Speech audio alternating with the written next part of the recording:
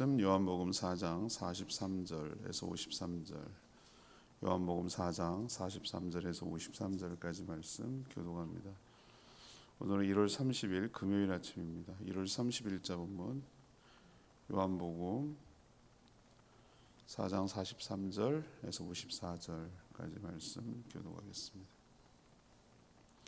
이틀이 지나며 예수께서 거기를 떠나 갈릴리로 가시며 친히 증언하시기를 선지자가 고향에서는 높임을 받지 못한다 하시고 갈릴리에 이르심에 갈릴리인들이 그를 영접하니 이는 자기들도 명절에 갔다가 예수께서 명절 중 예루살렘에서 하신 모든 일을 보았음이더라.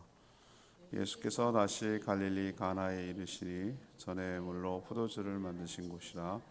왕의 신하가 있어 그의 아들이 가버나움에서 병들었더니 그가 예수께서 유대로부터 갈릴리로 오셨다는 것을 듣고 가서 정하되 내려오셔서 내 아들의 병을 고쳐주셔서 하니 그가 거의 죽게 되었습니다. 예수께서 이르시되 너희는 표적과 기사를 보지 못하면 도무지 믿지 아니하리라. 신하가 이르되 주여 내 아이가 죽기 전에 내려오소서. 예수께서 이르시되 가라 내 아들이 살아있다 하시니 그 사람이 예수께서 하신 말씀을 믿고 가더니 내려가는 길에서 그 종들이 오다가 만나서 아이가 살아있다 하거늘 그 낫기 시작한 때를 물은즉 어제 7시에 열기가 떨어졌나이다 하는지라. 그의 아버지께서 예수께서 내 아들이 살아있다 말씀하신 그때인 줄 알고 자기와 그 온 집안이 다 믿으니라. 이것은 예수께서 유대에서 갈릴리로 오신 후에 행하신 두 번째 표적이니라. 아멘. 예수님은 지금 이제 드디어 오늘부터 사마리아 사역이 끝나고 다시 갈릴리로 들어가는 장면입니다. 가시면서 선지자가 고향에서 높임 받지 못한다라고 하시고 갈릴리로 가셨는데 예수님을 영접하는 자들이 있었습니다. 왜 그런가 했더니 전에 예루살렘 6월절에 예루살렘에 있을 때 예수님이 하신 말씀과 동시에 표적을 봤기 때문에 그를 영접했던 것이죠. 전에 가나 혼인잔치에서 포도주를 만든 그 가나의 왕의 신하가 살았는데 아들이 심히 중환병에 걸려서 가버나움에 있는데 낫기를 청합니다라고 요청했습니다. 예수님의 아들이 살아있다라고 말씀하자 이 말씀을 믿고 가는 중에 하인들을 만나 정말로 나았다는 소식을 듣게 되었고 그 시기가 예수님이 말한 때 내 아들이 나았다라고 말한 때인 줄 알고 온 집안 사람들이 예수를 믿게 되었다. 이런 내용이 오늘 내용입니다.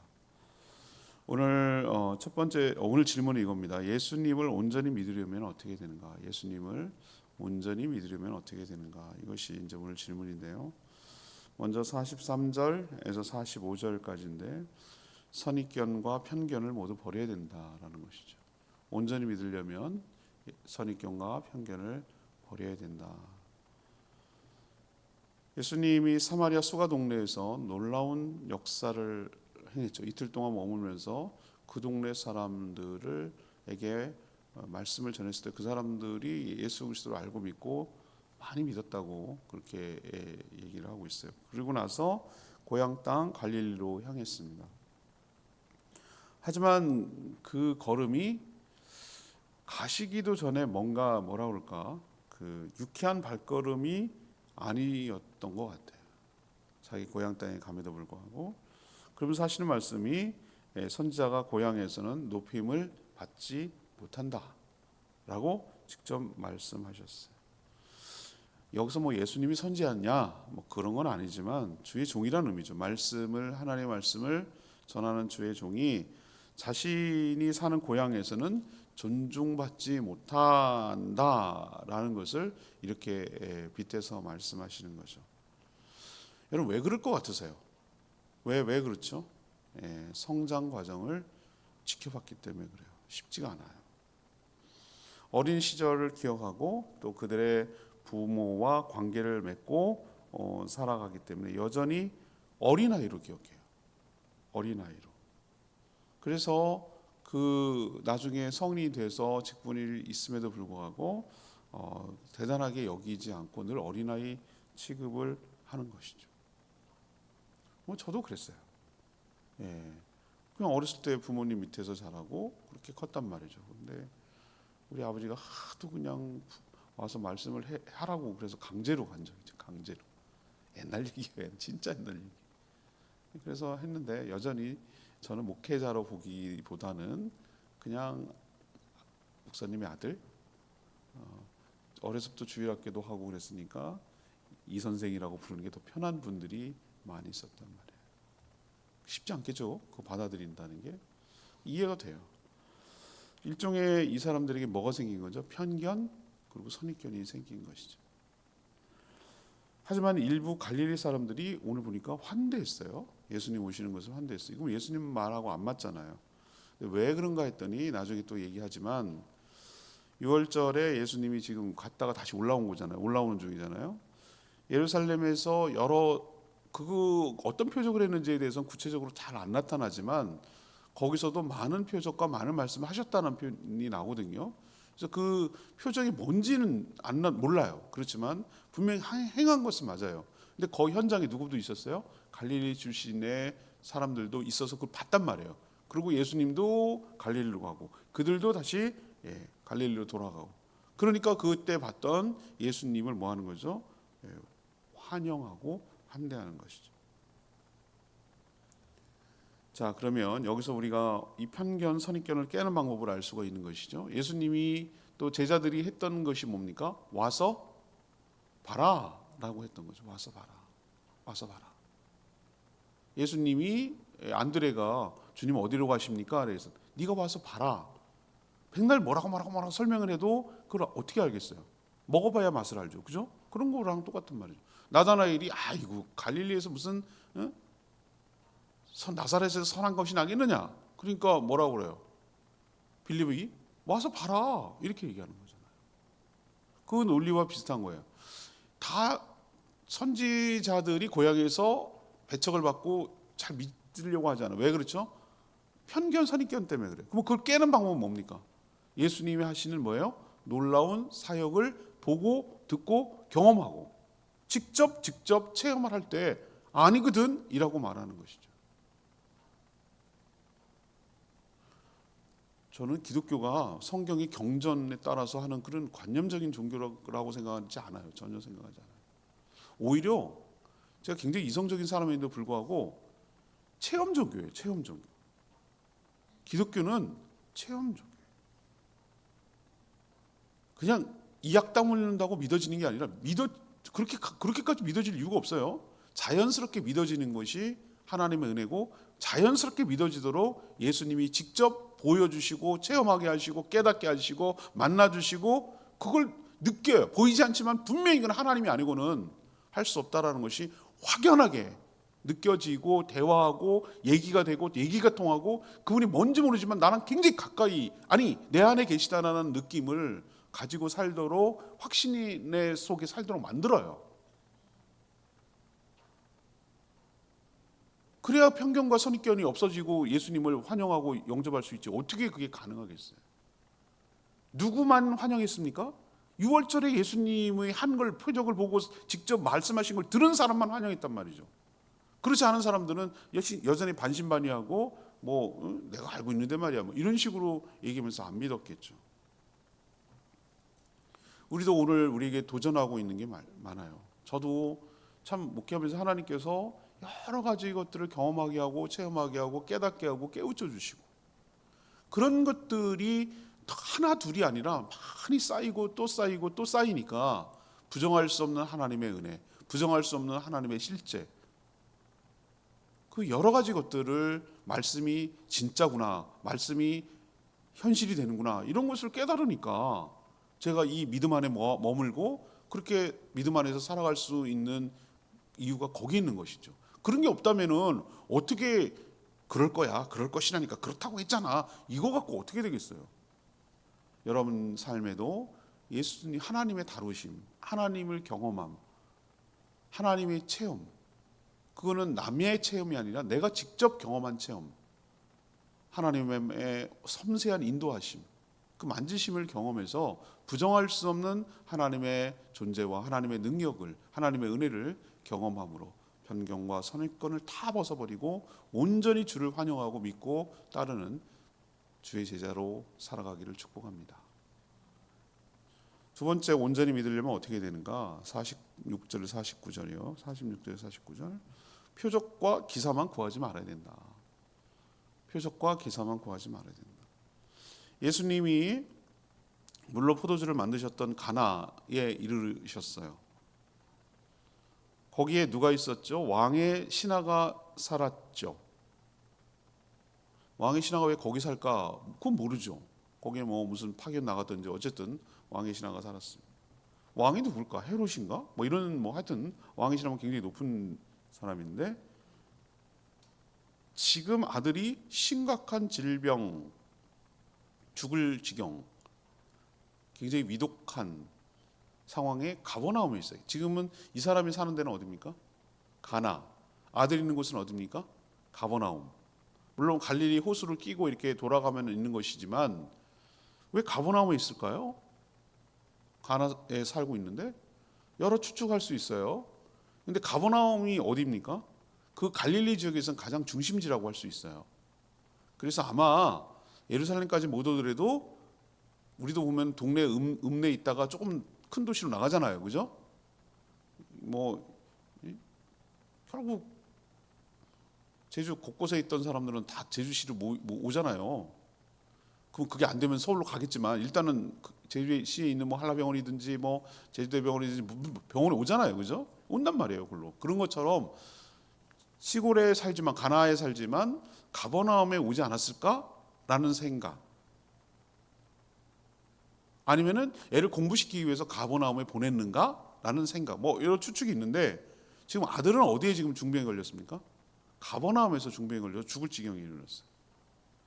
근데 예수님이 여기서 또 한탄을 하는 말씀을 하세요. 48절에 뭐라고 그랬죠? 사람들이 표적과 기사를 보지 못하면 도무지 믿지를 않는구나 라고 한탄하시고 아쉬움을 드러내셨어요. 앞에 아쉬움은 뭡니까? 선지자가 고향에서 환영을 받지 못한다라는 아쉬움을 드러내셨고, 여기는 이 사람들은 꼭 무슨 표적과 기사만 있어야 그래야만 보고 믿으려고 하는 것이 아쉽다라고 얘기하셨어요. 사실 앞에서 갈릴리 사람들도 어떤 거였습니까? 예수님을 환대하고 영접한 것도 결국은 6월절에 예수님께서 여러 표적과 기사를 일으킨 것을 목격했기 때문에 예수님을 환영할 수 있었던 거죠. 표적이란 게 뭡니까? 예수님이 그리스도라는 것을 드러내는 증거가 되기 때문에 신앙에 도움이 되는 건 맞아요. 그러나 계속 표적만 구하면 어떻게 되겠습니까? 믿음이 자랄 수가 없어요. 동마에게 믿지 않고 믿는 자 복되다 그랬어요. 이 아이러니한데요. 이런 체험이 있어야 되지만 체험만 갖고 살아가는 신앙생활하는 거 위험해요. 표적을 행하는 주님을 믿어야 됩니다. 표적보다도 제가 주일날 말씀드렸죠. 표적보다 표적을 행하시는 주님의 말씀과 주님의 인격과 주님을 신뢰하고 살아갈 때 진짜 믿음이라고 할 수 있습니다. 그분을 믿는 거죠.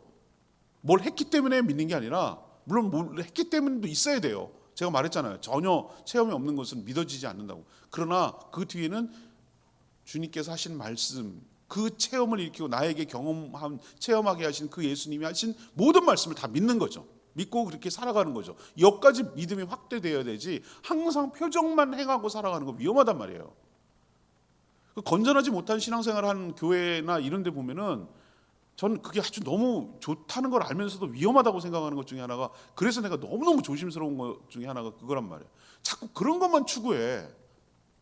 막 뭔가 보고 뭔가 막 사고 뭔가 이렇게 막 그런 거 있잖아요. 막 신비적인 뭐 어떤 체험만 자꾸 추구해. 적절한 비유인지 모르겠는데 맨날 특별한 음식만 먹으려고 그래. 사실은 편안하고 일상적으로 먹는 밥은 집밥처럼 먹어야 되는 거예요. 그냥 밋밋한 거, 밥에다가 국에다가 김치에다가 그냥 그 반찬 하나 해가지고 그렇게 먹는 밥이 일상적이고 그게 정상이에요. 근데 그거 먹기 싫다 그러고 처럼은 애들처럼 그러고 먹기 싫다 그러고 맨날 뭐 비유가 적절한지 모르겠지만 뭐 자극적인 뭐 무슨 마라탕이라든지 뭐 이런 그런 것만 계속 먹으려고 해. 그러고 뭐 찾아다녀. 좋지, 짜릿짜릿하고 막 화끈하고 말이지. 이런데 다 버립니다. 속 버립니다. 그러면 그렇게 먹을 수도 없고요. 그래서 오늘 이 예수님이 말씀하신 것이 뭔지 조금은 알 것 같아요. 우리도 오늘 이 주님 말씀하신 거 기억하고 보지 않고 말씀으로 믿는, 말씀이 실제가 될 거라고 믿고 살아갈 때 우리 믿음이 더 커지고 단단해지고 더 확실해져 가게 될 줄 압니다. 표정만 보고 믿으려고 하는 거, 보이죠? 보이죠? 이런 식으로 하는 그런 믿음이 아니라 말씀의 근거에서 믿는, 하나님을 온전히 신뢰하는 그런 삶을 살아가는 저희 모두가 되기를 원합니다. 마지막 50절에서 54절 얘기, 온전한 믿음이 되려면 말씀을 듣고서 믿고 순종해야 된다는 거예요. 말씀을 듣고 믿고 순종해야 된다. 말씀을 들은 후에 믿고 순종해야 된다는 거죠. 가나에 사는 왕의 신하는요, 예수님이 자기 아들이 죽기 전에 지금 가나에 있지만 어디까지? 가버나움까지 내려오시기를 청했다고 그랬어요. 간청했어요. 왜? 그만큼 절박하고 다급했기 때문에 그렇죠. 근데 예수님이 뭐라고 그러시냐면 가나에 있었잖아요. 가버나움에 가실 마음이 없는 것 같아요. 가시지 않고 뭐라고 그러냐면은 대뜸 네 아들이 살아있다 라고 말씀을 하시는 거예요. 살을 거야, 살게 될 거다, 병이 나았다, 뭐 이런 얘기를 하시는 게 아니라 살아있다. 당연히 살아있지. 아직 죽지 않았나 보지. 뭐 이런 말씀을 하시는 거예요. 이 말의 의미를 모르는 거예요. 살아있다, 안 죽었다. 그러나 왕의 신하가, 이게 이 대목이 중요해요. 왕의 신하가 어떻게 했습니까? 예수님이 하신 말씀을 듣고 예수님 가지 않으면 안 갈 거예요. 예수님 붙들고 막 가려고 그러고 이렇게 하지 않고 예수님이 하신 말씀을 뭐하고 듣고라고 그랬어요? 믿고라고 그랬어요. 믿고. 예수님 하신 말씀을 들은 후 믿고, 듣기만 하고 간 게 아니라 들은 말씀 들은 다음에 믿고, 예수님이 하시면 살아있다 살아있구나 라고 믿고 가버나움으로 가는 중에 누굴 만납니까? 종들을 만나는 거예요. 종들이 이렇게 크로스된 거예요. 크로스가 아니라 이렇게 마주친 거예요. 와서 하는 말이 아들이 살아있습니다 라는 말을 전하는 거예요. 하도 신기해서 그가 아들이 낳기 시작한 때를 물었어요. 그러자 예수님이 아들이 살아있다 라고 말한 바로 그 시점이었어요. 그러니까 예수님이 같은 공간에 있지 않아도, 가지 않아도 말씀만 하셔도 역사가 일어나는구나 라는 것을 그때 누구도, 왕의 신하도, 종들도, 그의 가족들도 다 체험한 거예요. 이런 체험이 있어야 됩니다. 근데 체험만 있으면 안 된다는 얘기예요. 이런 체험이 있으니까 그 다음에 어떻게 됐어요? 놀라기도 했지만 온 집안 사람이 다 예수 그리스도를 믿게 되었다. 이게 갈릴리에 오신 후의 두 번째 표적이었다라고 하는 거죠. 여기서 포인트는 어디죠? 왕의 신하가 예수님의 말씀을 듣고 믿고 가는 거예요. 이 포인트예요. 장난하나 진짜 이렇게 청을 안 들어주나? 너 두고 보자, 너 내가 왕의 신하야, 너 이런 식으로 했다면은 역사가 일어났을까요? 안 일어납니다. 정말 더럽게 비싸게 구네 막 이런 식으로 만약에 얘기를 했다면은 그 사람 역사가 일어났겠어요? 안 일어납니다. 온전한 믿음을 갖기 위해서는 뭘 내려야 됩니까? 자존심 다 내려놔야 됩니다. 내 아들이 죽어가는데 무슨 자존심. 왕의 신하라도 자녀의 질병 앞에서 내가 할 수 있는 게 없는 게 있잖아요. 인생이 그렇게 권력이 있고 돈이 있다고 다 해결됩니까? 안 되는 문제가 있잖아요. 그 문제는 하나님만이 해결할 수 있는 문제잖아요. 인생의 난제들. 그는 예수님의 말씀을 듣고 믿고 가버나움으로 한 거예요. 순종한 거예요. 그의 순종으로 표적을 보게 됐고 그 표적을 보니 온 가족들이 다 예수를 믿는 은혜를 누리게 됐잖아요. 누군가의 헌신, 누군가의 믿음, 누군가의 순종, 이런 것을 통해서 많은 사람들이 표적을 경험하게 되고 예수를 믿는 은혜가 임하게 된다. 더 온전한 믿음. 처음에도 예수님 말씀 듣고 믿었지만 그 믿고 순종하니까 더 큰 믿음으로 나아가는 역사가 있게 될 줄 믿습니다. 이게 믿음의 선순환이에요. 단단해지는 거예요. 믿음이 처음에는 요만한 겨자씨만한 믿음으로 시작을 했으나 그 믿음의 순종을 통하여 더 견고하고 더 크고 더 확실하고 더 분명한 믿음의 단계로 올라가게 되는 것이죠. 여러분도 이런 작은 믿음의 순종을 통해서 더 큰 믿음으로 나아가는 체험이 여러분 삶 가운데 있게 될 줄 믿습니다. 이게 믿음의 순종 결과예요.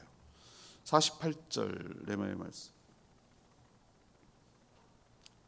예수께서 이르시되 너희는 표적과 기사를 보지 못하면 도무지 믿지 아니하니라. 그들만 그럴까? 우리는 이런 모습이 없을까?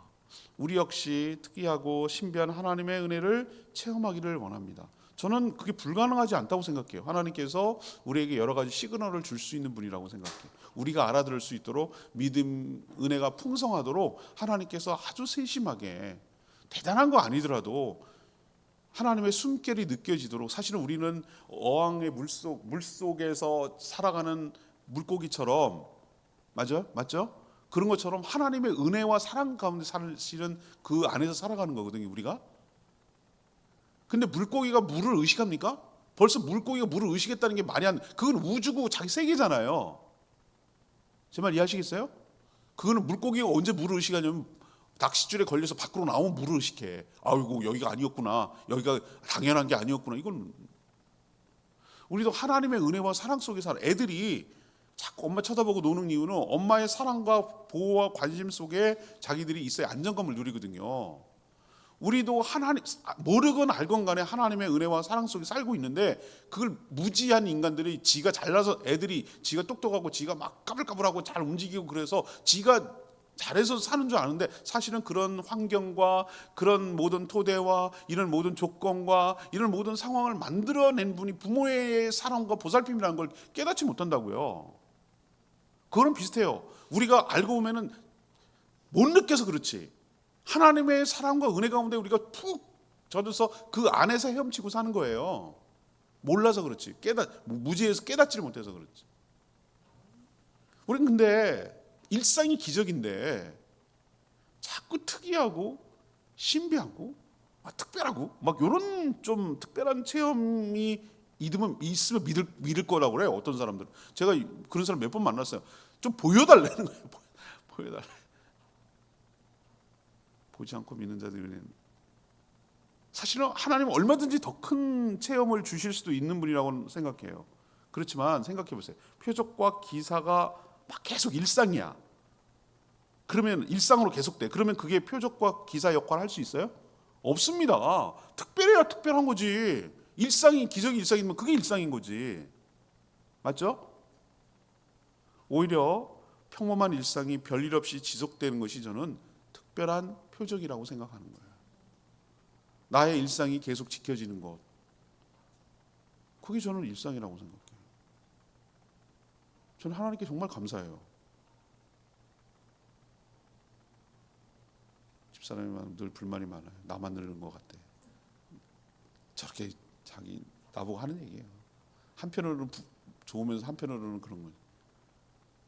그 추운데 말이에요. 이번 주 병이 나야 되는 게 맞는데 참 감사해요. 자고 일어나면 또 하루 빨빨빨 긁고 잘 돌아다녀. 또 잘 자고 일어나면, 잘 먹고 잘 자고 일어나면 또 빨빨 긁고 잘 할 일 해. 그래서 제가 일어나서 하나님 감사합니다. 이런 일상이 지속적으로 계속 지켜질 수 있고 할 일이 있고 해야 할 일이 있고 할 수 있도록 해주시고, 어저께 또 포스터 만들어라고 AI 이용해가지고 재미나이 해가지고 눈이 침침한데도 한 2시간 3시간 동안 없는 것만 만들어보고 기어코 만들어 놓고 퇴근했어요. 부흥에 포스터 만들어야지. 소식지 올라가야 되니까 일단은 소식지 써야 되니까 포스터를 여기다 붙일 건 아니지만 배워가면서 유튜브가 뭐라 그러는 거야, 이거 어떡하라는 거야, 막 그러면서 쳐다보면서 막 그거 하고 있는 내 스스로 이 나이에 내가 지금 이것도 배워야 되고. 그런데 재밌어요. 하나님 감사합니다.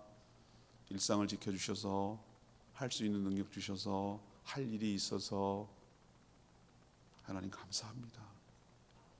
제 말 이해하시겠어요? 예, 살아내는 게 기적이고 일상이 기적이고 유지되는 게 기적이고 그런 거예요. 자꾸 특별한 것만 찾으면 중독돼요. 그런 폐해가 있어요. 말씀으로 믿는 저와 여러분 되기를 소망합니다. 오늘 말씀 붙들고 기도하기 전에 나의 기도하는 것보다 736장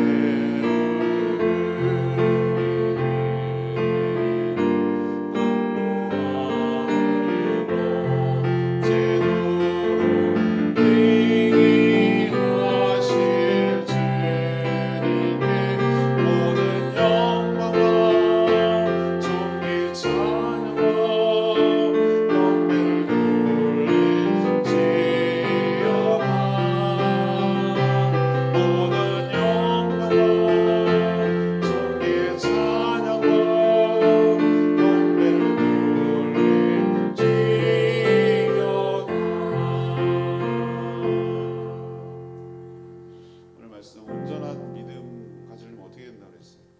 편견, 선입견 이거 버려야 된다고. 너무 표적, 체험 이런 것만 추구하지 말라고 말씀에 믿는 거예요. 일상이 유지되고 살아있는 것이. 근데 믿음이란 언제 체험이 되냐? 믿고 작은 것에 믿고 순종할 때 큰 믿음으로 나가게 될 줄 믿습니다. 우리도 그런 체험하게 달라고 주의 외침에 기도합니다. 주여 하나님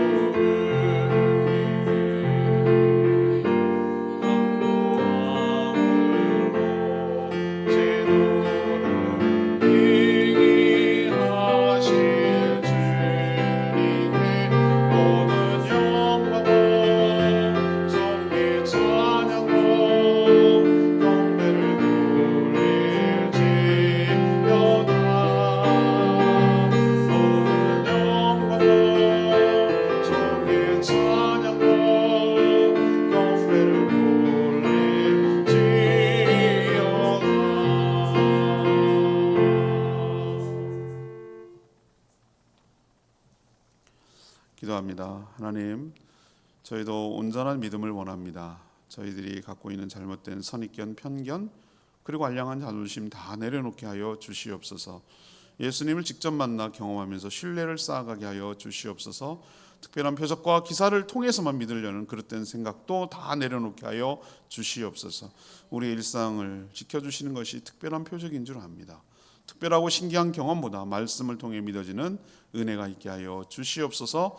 그러나 말씀을 들었으면 즉각 믿음으로 순종함으로 더 큰 믿음의 세계로 나아가게 하여 주시고 하나님이 예비하신 표적을 경험하는 은혜를 입게 하여 주시옵소서. 오늘도 간구하는 기도 주님 들어주시고 모이는 목장들마다 은혜를 베풀어 주시고 주의를 준비하는 모든 손길들 하늘의 복으로 채워 주시옵소서. 주님 손에 모든 것 맡기옵고 예수 그리스도의 이름으로 축복하며 기도합니다.